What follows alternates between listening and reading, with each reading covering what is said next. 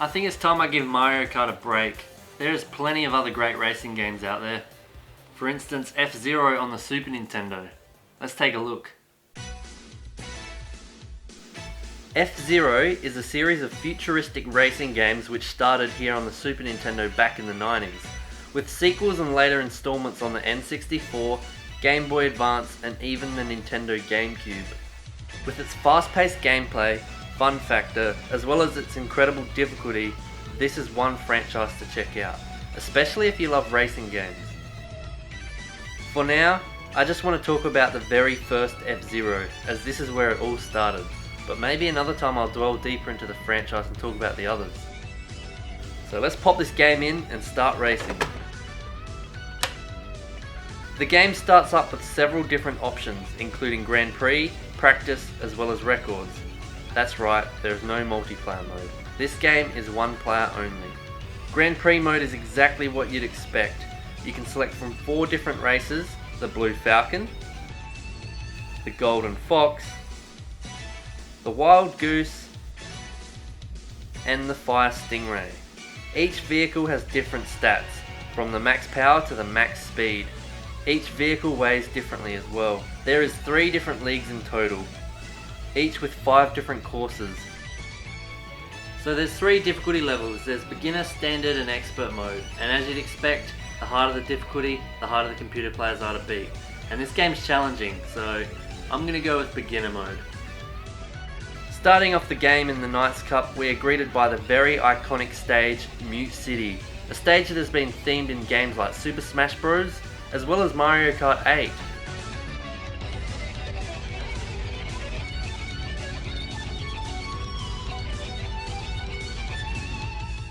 Come to think of it, I didn't really know who Captain Falcon was in Super Smash Bros on the N64 until I learnt that he is indeed the pilot of the Blue Falcon vehicle. Cruising through the stage, this game is fast paced and it is very impressive on the Super Nintendo. Want a comparison? Sure thing. Okay, here's Super Mario Kart vs F-Zero.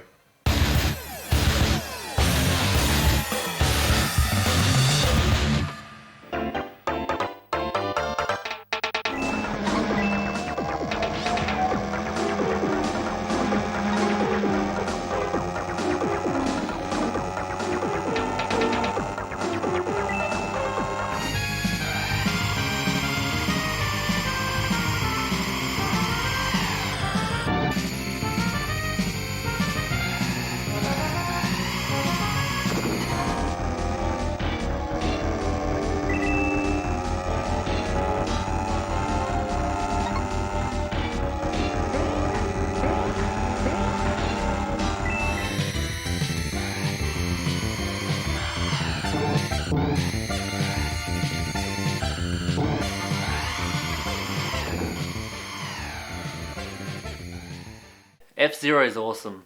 F-Zero is what inspired the ever so popular Wipeout series, so racing games have got a lot to learn from F-Zero.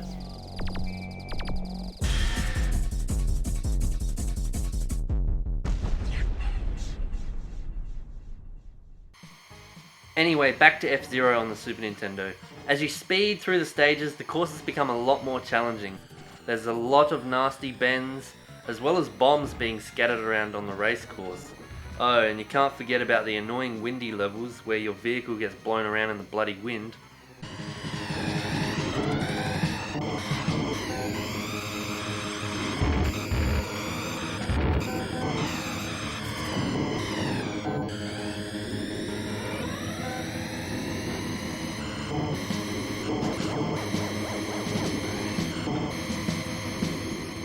The controls are pretty straightforward. You can accelerate with the B button.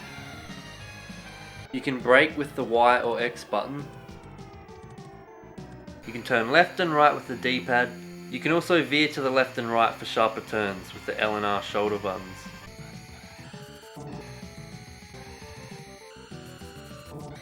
If you hold down on the D-pad while going over a ramp, you'll be launched higher into the air. And if you hold up over a ramp, you will fall faster. Oh, and also, the A button activates the boost power that you get once a lap.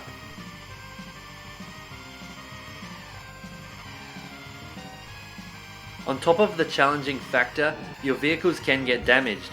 Bumping into other vehicles, crashing into things, they will all deplete your power gauge. Once you hit 0, boom, you're dead. You and your vehicle disintegrate.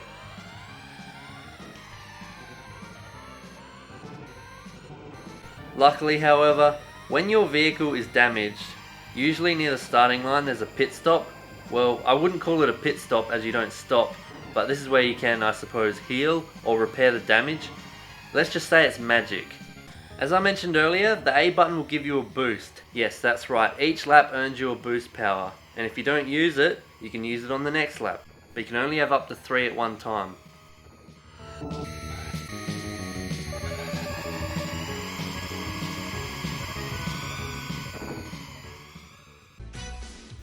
The boost power will let you zip past the computer players, as well as the other on-screen racers that aren't actually in the race, they are just there to get in the way. The computer players on beginner mode aren't terribly challenging, and you'll find yourself coming first place in most races on your first playthrough, until you get to the harder courses in which you'll need some practice on. For example, the Firefield stage in the King's Cup on beginner mode. Let's do this.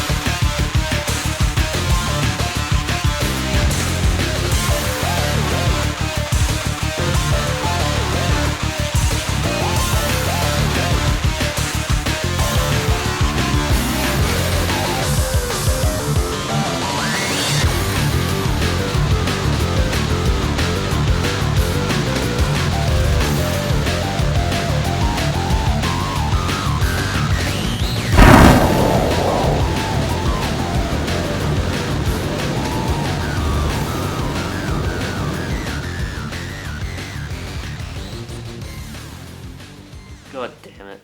So if you're having trouble on a stage, then that must be what the practice mode is for, right? Wrong. In practice mode, you only have access to the first 7 levels.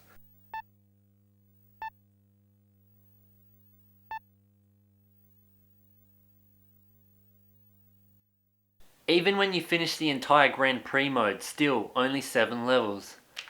Ah well, that's why this game's known for its incredible difficulty and challenge.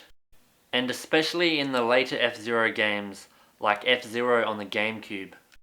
That game made me rage quit so many times. I am not kidding. Oops. Shit. That's about it for Grand Prix. As you would expect, a bunch of cups, different courses and difficulty levels. It's great fun. Practice mode to an extent is helpful for perfecting courses and getting the best times, because that's exactly what the records mode is for. This contains all your records for each stage.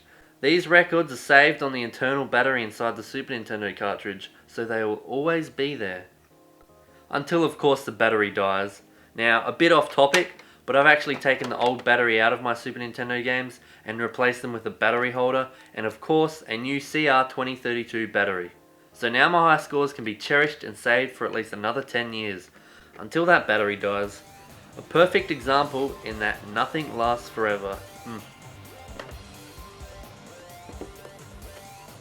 Well, that's about all I have to say about F-Zero on the Super Nintendo. It's a fantastic racing game, it's got a fair difficulty, it's got great soundtrack, great gameplay, and for the sadistic, it has an expert mode, if you're up to the challenge.